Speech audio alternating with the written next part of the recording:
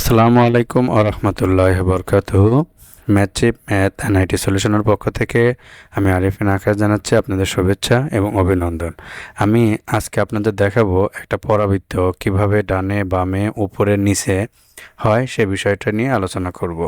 তো চলুন শুরু করা যাক।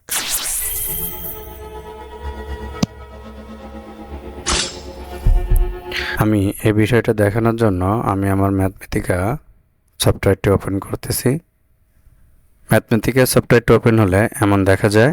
আমি এখানে নিউ ডকুমেন্টস ওপেন করছি, এটাকে ফুল স্ক্রিন করলাম এবং কিছুটা জুম করে দেই যাতে ছবিটা একটু বড় দেখা যায়। প্রথমে আমি একটি পরাবৃত্তের ছবি আঁকাবো বা প্লট করব, এর জন্য আমি কমন লিখছি PLOT প্লট।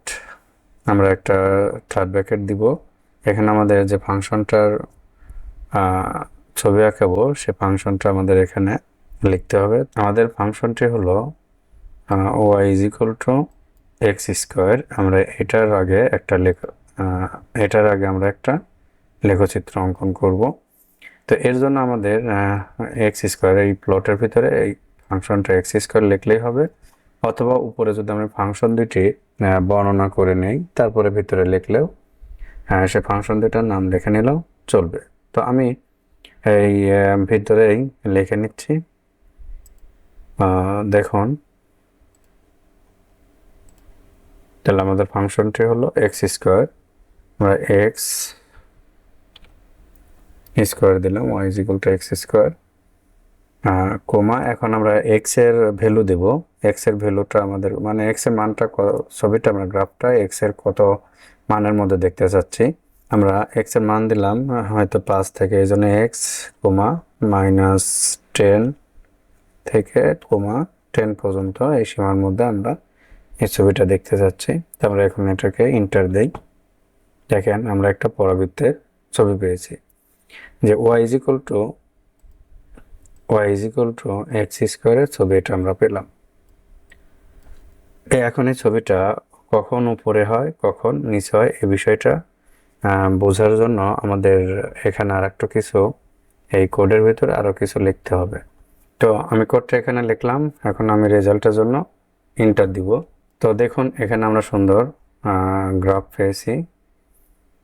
এটা হলো আমার আগের x² y = x² এর গ্রাফ, এটা এভাবে আছে। পরে আমি আরেকটা গ্রাফ দিয়েছি y = x², অর্থাৎ এখানে দুইটা গ্রাফ আছে। একটা হলো y = x², এটা হলো এটার গ্রাফ y = x², এটার গ্রাফ। আর আরেকটা গ্রাফ আছে হলো y = ax²। এখানে x এর মানটা 1, কিন্তু আমরা এর মানের জন্যই আমাদের গ্রাফটা আসলে কেমন হবে আমরা এখন সেটা দেখব। তো আমি এগুলা ডিলিট করলাম। এখন দেখেন আমরা এর মানটা এখানে -3 আছে। তো আমি যদি এর মানটাকে এখান থেকে ধরে বাড়ানোর চেষ্টা করি, দেখেন আমাদের গ্রাফটা এদিক থেকে দেখেন একটু উপরে উঠতেছে। আমি এটাকে আর একটু ছোট করি, 150% করি। দেখেন এর মানটা যখন আমি আস্তে আস্তে বাড়াচ্ছি তখন আমাদের গ্রাফটা একটু ছাড়ায় যাচ্ছে। তো আমি যদি এর মানটা 0 করি, খেয়াল করেন এর মানটা 0, এর মানটা যদি আমরা 0 করি তাহলে দেখেন এই x অক্ষের উপর দিয়ে হচ্ছে। কারণ কি? কারণ আমরা জানি আমাদের যে সমীকরণটা ছিল y = ax²। তো আমরা যদি এর মানটা 0 দেই তাহলে y = কি হয়ে যাচ্ছে 0। তো y = কার সমীকরণ? x অক্ষের সমীকরণ। এই জন্য এটা x অক্ষ বরাবর এটা হয়ে গেছে। তো আমরা যদি এর মানটাকে এবার পজিটিভ দিকে বাড়াই, দেখেন এটা উপরের দিকে আস্তে আস্তে উঠতেছে। তার মানে হলো আমরা যদি এর মানটা 2 দেই বা 3 দেই, দেখেন তার মানে কি? তার মানে হলো এই y = x² এর মানটা যদি পজিটিভ হয় তাহলে এটা উপরের দিকে হবে, আর যদি নেগেটিভ হয় তাহলে নিচের দিকে হবে। এখন আমরা আরও একটা বিষয় এর সাথে যোগ করব, সেটা হলো আমাদের সমীকরণটা যদি এমন হয় তাহলে কেমন হবে। y is equal to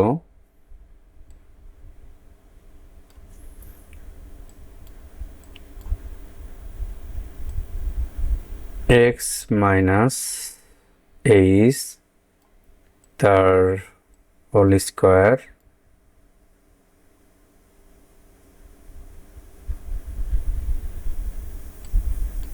plus কে, এই টাইপের যদি হয়, অর্থাৎ এক্স থেকে সামান্য কিছু বাদ দিয়ে এক্স মাইনাস এক্স তার হোল স্কোয়ার প্লাস কে আকারের, এই আকারে যদি হয় তাহলে আমাদের লেখচিত্রটা কোন দিকে হবে এটা আমরা একটু দেখব। তো এর জন্য আমাদের এই কোডের ভিতর আরও কিছু অ্যাড করতে হবে, আমরা আসুন সেটা অ্যাড করি। তো দেখুন আমরা এখানে কিছু কোড অ্যাড করেছি। এখন যদি আমরা রেজাল্টের জন্য এন্টার দেই, দেখেন আমাদের গ্রাফটা এখন দুইটা, কিন্তু একটা নিচের দিকে আছে, একটা এরকম উপরের দিকে হয়েছে। এখানে আমরা দুইটার গ্রাফ আঁকিয়েছি, একটা হলো এটার গ্রাফ আর একটা হলো এটার গ্রাফ। তো আমাদের আরও একটা গ্রাফ যদি y is equal to x square থাকে তাহলে আমাদের বোঝাতে সুবিধা হবে। তো আমরা y is equal to x স্কোয়ারের গ্রাফটাও যদি এখানে রাখতে চাই, তাহলে আমাদের এখানে শুধুমাত্র এই এক্স স্কোয়ার এর গ্রাফটা যোগ করে দিতে হবে, এর জন্য এখানে একটা কমা দিতে হবে।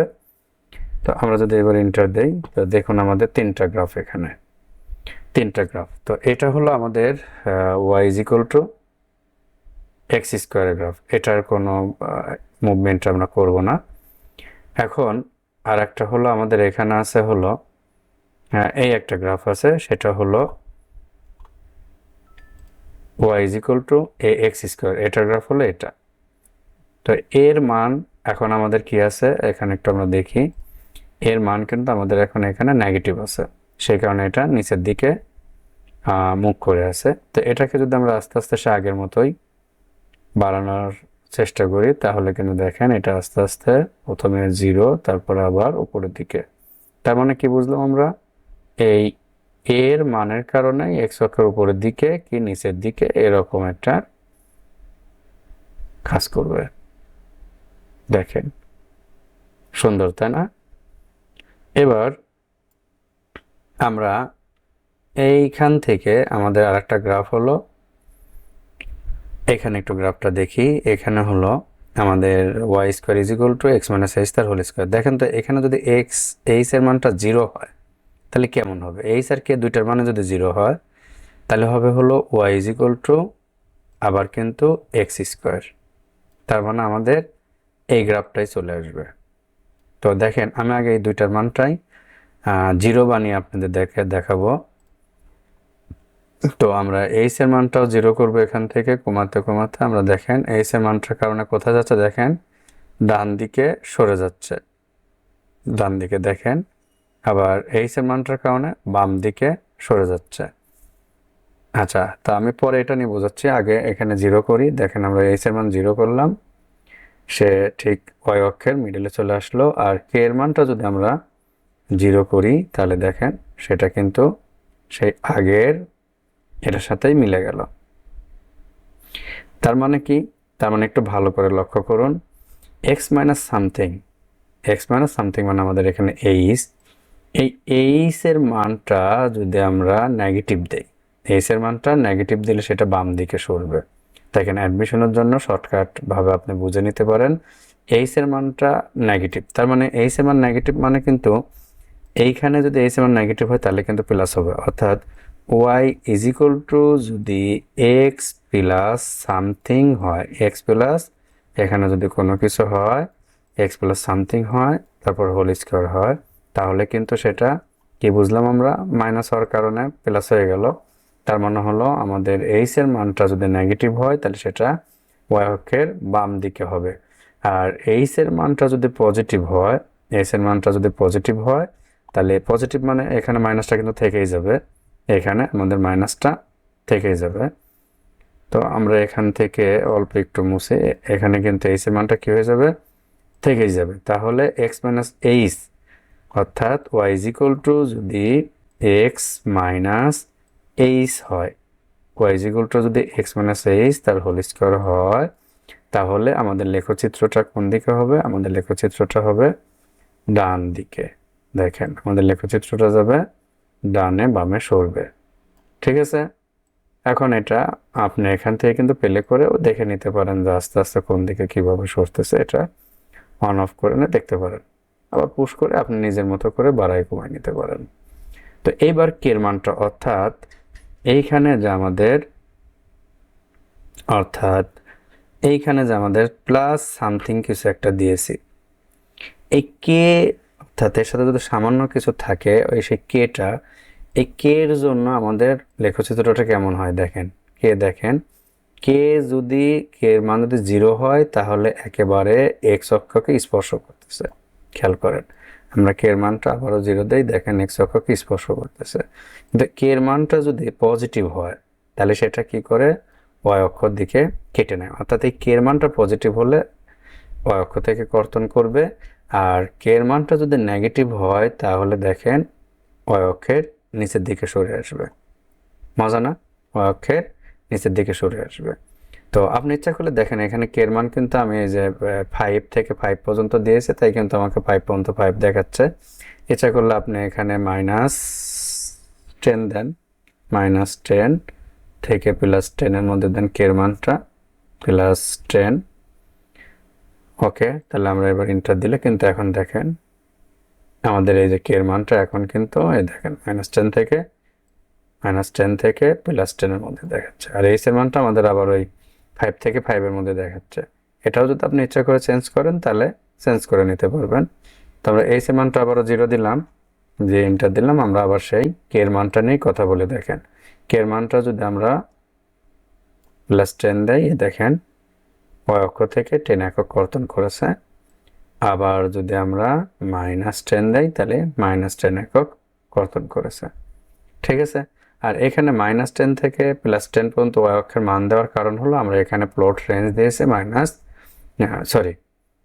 এখানে -30 থেকে +30 দেওয়ার কারণ হলো দেখেন আমার এখানে প্লট রেঞ্জ দিয়েছে -30 থেকে +30, আর এক্স এর মান হলো -10 থেকে 10। এখানে আমরা যেহেতু এক্স এর মান দেখাতে বলছি -10 থেকে 10, তাই এখানে -10 থেকে 10 দেওয়া হয়েছে। তো যাকে এটা একটা অন্য বিষয়। তো আমাদের আজকের আলোচনার মূল বিষয় হলো এইখানে মূল কথা এক্স মাইনাস এইচ তার হোল স্কোয়ার প্লাস সামথিং। দেখেন আমরা যদি এই সমীকরণটাকে ভাঙি এমন হয় কিন্তু y is equal to x square minus, এখানে হয়তো আমরা সামথিং দেব 2 এক্স প্লাস এইচ স্কোয়ার, আর এখানে কিন্তু প্লাস কে। তো আমরা এখন যদি এটাকে একটু সুন্দর করে সাজাই লিখতে চাই A x square plus B x plus C, তার মানে হলো এইটার উপরে নির্ভর করতেছে, এইটুকুন হলো সেই এইচ, এইটুকুর উপর নির্ভর করতেছে যে আমাদের লেখচিত্রটা কি হবে, ডানে হবে না বামে হবে, আর এই সির উপর নির্ভর করতেছে যে আমাদের লেখচিত্রটা উপরে হবে না নিচে হবে। অর্থাৎ এই টাইপের সমীকরণ থাকলে আপনি এমন সমীকরণ বানিয়ে নেবেন, বানিয়ে নিয়ে কি করবেন, যদি এখানে এইচ এর মানটা এক্স মাইনাস এইচ তার হোল স্কোয়ার এই টাইপের হয়, অর্থাৎ এইচ এর মানটা যদি পজিটিভ হয় তাহলে আপনার ছবিটা হবে ডান দিকে, আর এইচ এর মানটা যদি আপনার নেগেটিভ হয় তাহলে কি হবে, আপনার লেখচিত্রটা হবে বাম দিকে। আচ্ছা, তো এইচ এর মান নেগেটিভ হওয়া মানে কিন্তু এখানে প্লাস হওয়া, আর এইচ এর মান পজিটিভ হওয়া মানে কিন্তু এখানে মাইনাস হওয়া। তার মানে এইখানে যদি প্লাস থাকে তাহলে হবে হলো বাম দিকে, আর এইখানে যদি মাইনাস থাকে তাহলে হবে ডান দিকে। আর সি অর্থাৎ প্লাস সামথিং যদি কিছু থাকে সেই সামথিংটার উপর নির্ভর করবে সেটা আমাদের কি উপরের দিকে হবে নাকি নিচের দিকে হবে। এবার আপনাদের জন্য আমার পক্ষ থেকে একটা অতিরিক্ত এক্সট্রা বোনাস, সেটা হলো আমরা এবার আমার একটু আগে লেখা y is equal to a x square plus B x plus C, এই সমীকরণটা আমি একবার লিখেছিলাম। তো এখানে এ কি ভূমিকা পালন করে, বি কি ভূমিকা পালন করে এবং সি কি ভূমিকা পালন করে আমরা সেটা দেখব। এর কোডটাও আমি এখন লিখতেছি। তো দেখুন কোডটা আমি এখানে লিখলাম। সমীকরণটা ছিল আমাদের কি, A x square B x plus C, এই হলো আমাদের A x square B x plus C.